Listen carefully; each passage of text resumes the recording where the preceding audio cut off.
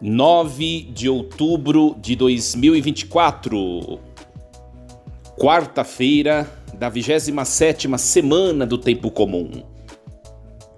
Em nome do Pai, e do Filho, e do Espírito Santo. Amém. Meus queridos filhos e filhas, muito bom dia, quarta-feira. Louvado seja Deus, a paz de Jesus esteja com você, com sua família. Espero que todos nós tenhamos um dia abençoadíssimo por Deus. E meus queridos, nada melhor do que nós iniciarmos a nossa manhã, o nosso dia, ouvindo a Deus. Por isso vos acolho, seja bem-vindo, curta esta mensagem, essa publicação, ajude a rede social a promover, também compartilhe com seus amigos, irmãos que partilham a mesma fé que você. Louvado seja Deus! Nós vamos meditar nesta manhã desta quarta-feira a leitura da carta de São Paulo aos Gálatas, o capítulo 2, versículos do 1 ao 2, do 7 ao 14. Irmãos, 14 anos mais tarde, subi de novo a Jerusalém com Barnabé, levando também Tito comigo. Fui lá por causa de uma revelação. Expus-lhes o evangelho que tenho pregado entre os pagãos, o que fiz em particular aos líderes da igreja, para não acontecer estivesse eu correndo em vão ou tivesse corrido em vão. Pelo contrário, viram que a evangelização dos pagãos foi confiada a mim, como a Pedro foi confiada a evangelização dos judeus. De fato, aquele que preparou Pedro para o apostolado entre os judeus, preparou-me também a mim para o apostolado entre os pagãos. Reconhecendo a graça que me foi dada, Tiago, Cefas e João, considerados as colunas da igreja, deram-nos a mão, a mim e a Barnabé, como sinal de nossa comunhão recíproca. Assim ficou confirmado que nós iríamos aos pagãos e eles iriam aos judeus. O que nos recomendaram foi somente que nos lembrássemos dos pobres, e isso procurei fazer sempre com toda solicitude. Mas quando Cefas chegou a Antioquia, opus-me a ele abertamente, pois ele merecia censura.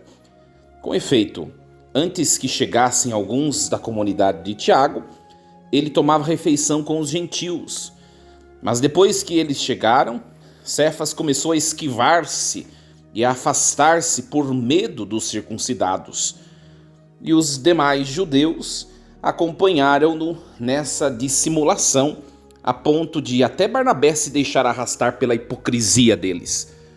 Quando vi que não estavam procedendo direito, de acordo com a verdade do evangelho, eu disse a Cefas diante de todos: se tu que és judeu, vives como pagão e não como judeu, como podes obrigar os pagãos a viverem como judeus? Palavra do Senhor.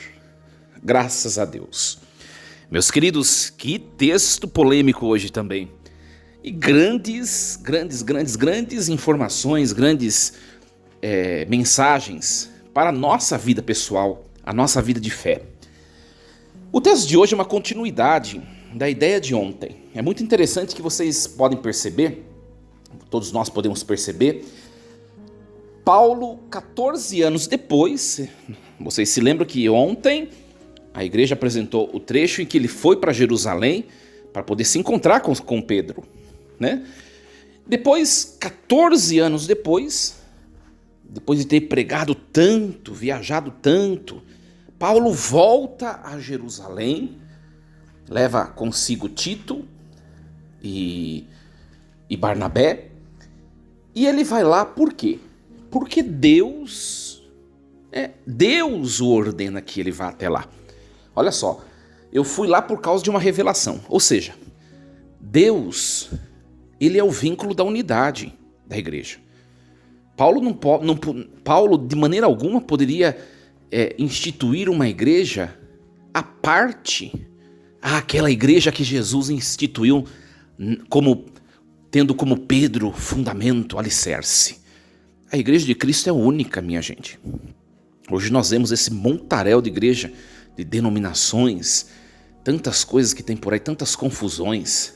As próprias centenas de denominações, elas mesmas se diferem, se contrapõem doutrinalmente entre elas. Ora, a verdade não pode estar cindida nela mesma. Tem alguma coisa errada, né? Paulo não pode criar uma igreja e ser o pastor de uma igreja isolada, né? Pelos lugares onde ele passou, na Galácia, em Éfeso, em Antioquia, até mesmo em Roma depois. Não! A igreja tem que ter comunhão com o fundamento, né, que foi instituído na pessoa do apóstolo Pedro. Cefas, assim dito no texto. Olha só, Deus ordena que Paulo vá a Jerusalém, mesmo 14 anos depois. E lá ele vai mostrar todo o trabalho que ele desenvolveu ao longo desses anos de caminhada missionária.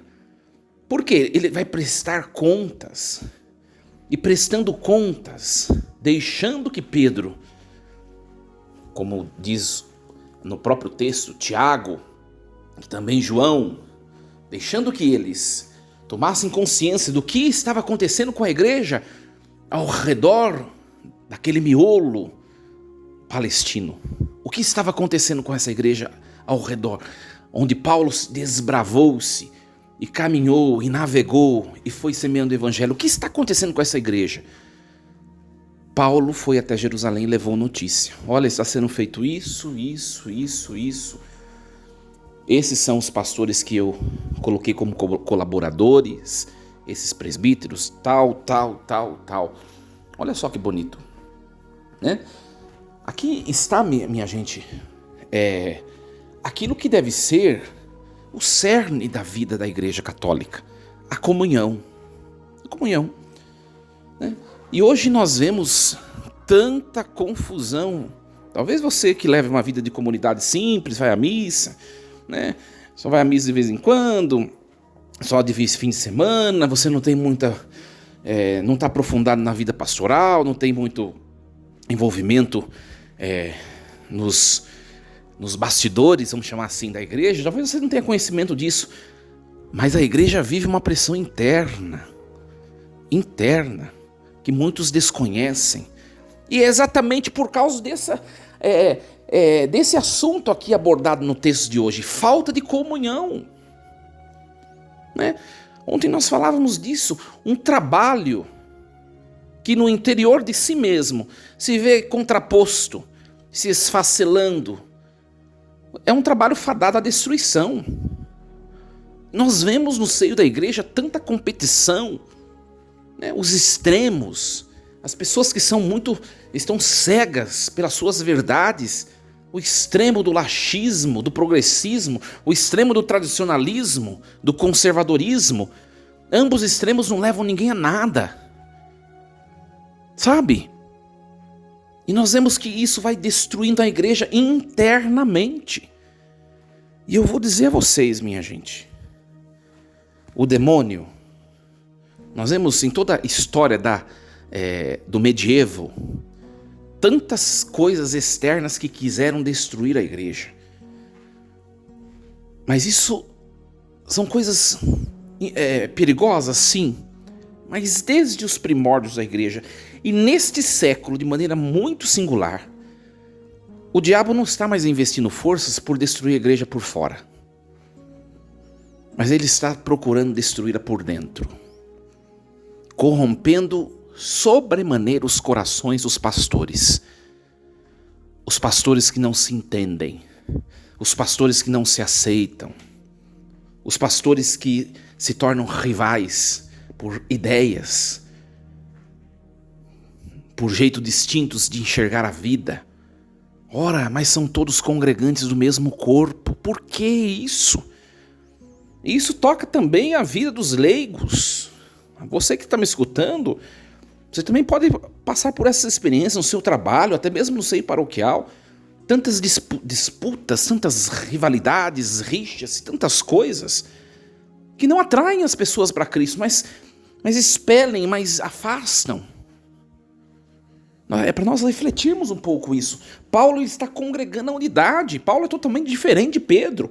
Paulo é um homem desbravador, ele quer anunciar para os pagãos, ele quer coisa nova, ele quer converter corações. Pedro Ele vai pregar ali para os judeus, ali naquele mesmo lugar onde Jesus passou, ele vai ficar por ali. Claro que depois vai ter a pregação vai se difundir para fora daquele lugar, mas não como Paulo, que desbravou mundos.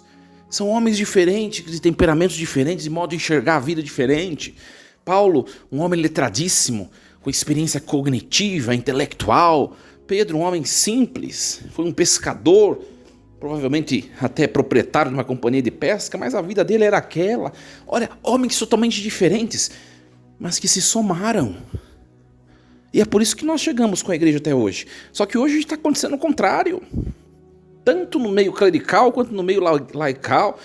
E nas nossas vidas pessoais, até mesmo as situações que não diz respeito à questão de igreja, acontece a mesma coisa. Quantas vezes nossas famílias não se dividem contra si mesmas? Por dinheiro, por herança, por brigas internas, por questões de afetos, questões de decisões pessoais. Um não aceita o outro, um não acolhe o outro, e vai se dividindo e o demônio vai aplaudindo. Por quê? Porque ele é o pai da divisão. Então, olha, minha gente, um testemunho belíssimo. Testemunho belíssimo. Belíssimo. Que Deus nos ajude a compreender isso que hoje foi nos mostrado nesse texto, né? E Pedro, Tiago e João aprovaram o trabalho de Paulo. Olha, minha gente, quanta humildade de Paulo, apesar de ser um homem muito incisivo, né? Eu enxergo muito Paulo assim como um homem austero, né? Eu acho que ele só não ganha de João Batista, né? Mas vai bem na linha de João Batista, um homem austero, bravo, forte, ríspido.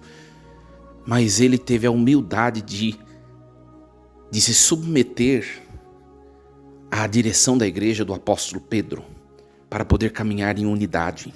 Porque a igreja é católica, sim. É santa, sim, mas ela é una. Para ser apostólica, a igreja primeiro era una. E ele entendeu muito bem isso. Muito bem. Pedro, ele só pede para Paulo: a única coisa que eu peço para você, Paulo, e para suas igrejas, é que vocês ajudem a igreja de Jerusalém, que cuida dos pobres de toda a extensão. E nós vamos ver que, né, em textos dos Atos dos Apóstolos, né, até uma coleta da comunidade de Paulo vai ser enviada para Jerusalém, mostrando comunhão, não somente na doutrina, na pregação, mostrando unidade, não somente doutrinalmente, mas também estruturalmente. É muito bonito. E hoje a igreja funciona dessa maneira. Até hoje é muito simbólico, muito significativo. Na Sexta-feira Santa, quando nós mandamos a coleta de todo mundo vai para as obras do Papa na Terra Santa, né? No dia dos apóstolos Pedro e Paulo, todo mundo envia suas coletas para as obras papais a serem desenvolvidas no decorrer de todo o ano. É muito bonito a catolicidade, a unidade e a santidade da igreja de Cristo. Que esse texto de hoje, pois leia novamente para você entender tudo que o padre falou. Você vai perceber, nossa, como que a igreja católica é a igreja de Cristo, né? Que essa passagem bíblica nos ajude a amar mais a igreja na qual nós congregamos. Que Deus nos ajude e que nós também, vocês, irmãos leigos, né, procurem também viver essa unidade dentro da casa de vocês, do trabalho. Não é fácil conviver com pessoas diferentes, minha gente. Não é fácil, né? E depois nós vamos ver aqui que Paulo, ele acaba se discordando de Pedro num aspecto, porque Pedro parece que tem um certo preconceito, né? Tem um certo preconceito de viver ao modo dos pagãos convertidos ao cristianismo. Parece que queria agradar os judeus convertidos. Olha, ele é papa das duas turmas, né? Ele é papa tanto de judeus cristãos, mas também dos pagãos cristãos. Ele é o chefe da igreja. E Paulo, ele não concorda com a postura dele, né? Meio de discriminação. E Paulo pega firme: se tu que és judeu vives como pagão e não como judeu, por que queres obrigar os pagãos a viverem como judeus? Ou seja, para de se apegar a coisas pequenas e seja o pastor de todos. Minha gente, nós não podemos fazer acepção de pessoas. Eu vou falar para você, no seio paroquial, né, na pessoa de um sacerdote, falando de maneira muito sincera, tem pessoas que é muito fácil de se conviver. Tem. Mas tem pessoas que é muito difícil de se conviver. Tem hora que dá vontade de perder a paciência? Tem. Tem hora que dá vontade de cortar relações, de mudar estruturas para poder excluir essas pessoas? Tem hora sim, sendo bem sincero. E você vive isso no seu trabalho, no seu círculo de amigos, no seu círculo de pessoas. Todos nós vivemos isso. Só que nós temos que entender, eu, na pessoa do sacerdote, que eu sou pai, pastor, tanto daqueles que me agradam como daqueles que não me agradam. E a vida de ambos será cobrada no dia do juízo. Então sejamos de todos e tentemos amar a todos, meus queridos, procuremos amar a todos como Jesus nos manda. Que Deus nos ajude. Desejo a você uma quarta-feira cheia de Deus, cheia de bênção de Deus. E hoje nos alegremos, nós somos igreja católica, a igreja da unidade que vem de Jesus, a igreja que veio dos apóstolos e caminha sob a direção dos apóstolos até o fim dos tempos. Força e coragem, em nome do Pai, do Filho e do Espírito Santo. Amém. E lembremos-nos sempre, Deus está no comando de tudo.